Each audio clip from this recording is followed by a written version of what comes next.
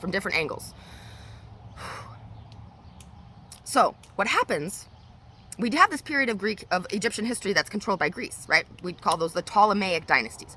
Ptolemy was a general of Alexander the Great, okay?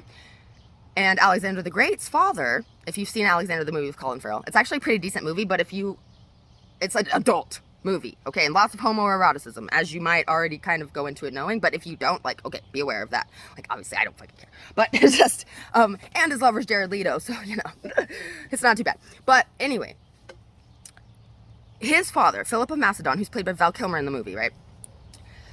The Greeks were very up their own asses, okay? So Macedon is just north of Greek proper. They consider themselves Greek, but the Greeks proper don't, right? Because if you weren't from Greece proper, you were kind of a second-class citizen of Greece, even if Greece controlled your area, right? So Macedonia, Philip's kingdom, was largely influenced by Greece. And when Greece started to decline, because of the nature of the relationship between Greece and Macedonia, because of Philip being kind of like the stepchild of Greece, meanwhile being one of their most famous and called upon warriors, right? Y'all can only call me when you need me, and then y'all talk shit the rest of the time, right? Anyway, we won't get into the storyline there. But when we try to tell these stories for other people, right? When we try to tell people who they are and don't listen to who they say they are, it becomes a very unfortunate situation energetically. And it does ripple out. It ripples out in ways that are so destructive, it's hard to explain.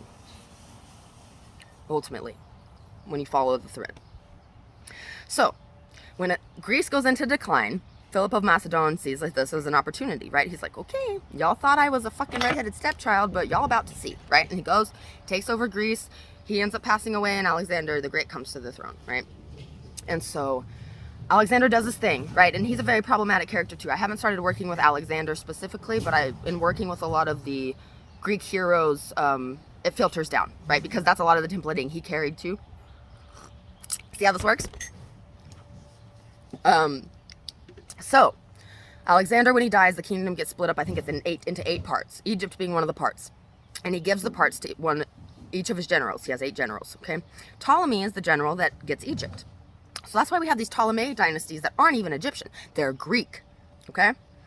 The only one of those dynasties that even gave a shit, really, about the Egyptian people, right? And not just having control of the resources of Egypt, was our girl Cleopatra. And we know what happened to her, right? She was living in a solar cult, right?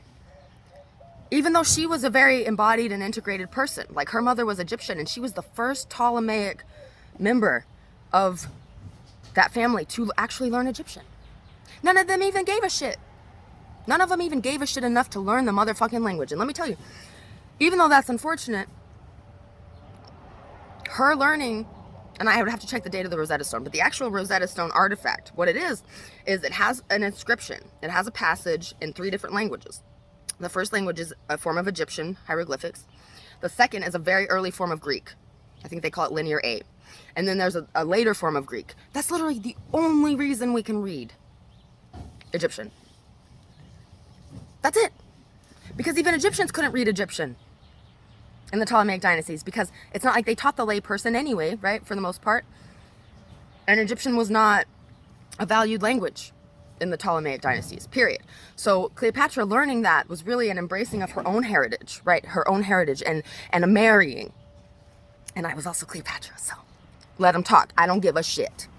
But we know what happened with Cleopatra, right? She ends up making alliances with Caesar, and then when she sees that's kind of, maybe that wasn't the best plan because he's starting to act a little crazy, she gets with Mark Antony, right, to secure that alliance, because it's very likely that he is going to be elected the next leader, and then Augustus comes in and does his thing.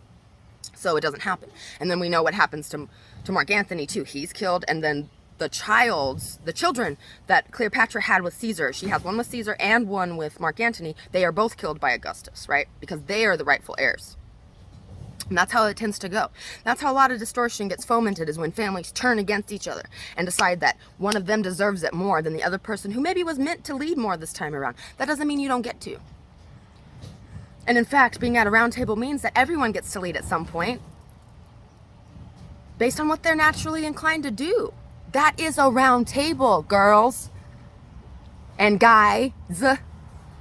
Get it fucking together. Stop weaving narratives, and you better fucking stop going into other people's energy fields and unbinding them when they're still living beings. It's very different to unbind a being that's a historical figure, you know, that you don't know who has incarnated into which. And see, if we would get over our fucking selves and acknowledge that there are generally, once again, and this is if the reincarnations remember, you know, that life, there's generally at least 7 of each reincarnated fucking figure in the next round or in the subsequent rounds, right? It spirals out from there. Like, I'm sure just from that one, this one illustration, you can imagine how complex it gets very fucking quickly, okay? Very quickly. And really, the splitting of the consciousness, right, from the ultimate God, whatever God is in your mind, or whatever that ultimate consciousness is, right, the splitting of that into those archetypal templates, into the first original 7 archangels, right? The family of Michael, right? These are all templates that come out of the family of Michael, from Michael and Raphael, okay? And Raphael, a lot of times the angels don't have genders, but later on they end up getting gendered. Raphael tends to get feminized, right? And her original partner is said to be, her kind of diopposing opposite is Archangel Michael, obviously, okay? And then, if you go down, depending on which sources you look at, as that consciousness of Michael gets stepped down, guess who it gets stepped into? And I've seen this in the fucking ether, and I will discuss this with anyone, but I'm not going to have a conversation with people who are only milking me for information to go and report back to other people. And I know when you're doing it. I may play it cool and act like I don't know what you're up to because it's hurtful, but I know, okay? And the fact that y'all say you know who we are, some of us are, but continue to weave these webs that keep us stuck in these false fucking versions of the narrative while you claim to care about us and want to unbind us when we're still living, and you could just come and say, hey, I had this weird vision of you. I'd like to talk to you about it because it was really irksome, but I want to make sure that you're okay with that. That's respecting free will. You don't see someone, hold on, something fell down. You don't see someone in an ethereal plane, wherever you are, you don't see someone that's living still and then go and fucking do something. You go to that person because that person is still living to get consent from. It's different if it's a historical figure that isn't still living. Because if you don't think that whoever got, is the most approximate to David's reincarnation didn't feel that shit that we did the other day, they did. Because we all are feeling it. We are all feeling these motherfucking earthquakes of the true, 144,000's work. And I don't mean to down other people's work at all. Like, all parts are needed. But when the work becomes a weapon, right? When a tool becomes not great, when someone is misusing a tool to do harm, even if they're acting in good faith, there does come a point when you're confronted with your bullshit enough times because you're acting in a pattern of behavior where you choose to not acknowledge that. And in that moment, after a few of those, you do start acting in bad faith and you double down on your fucking crusade because you think you're the ones. When there are many, the ones. We are all the ones. Because we're each our own unique special snowflake. Even though there's 7 other Jones around. Like, they also have other templating aspects that I don't have, and they embody that in a way that I don't.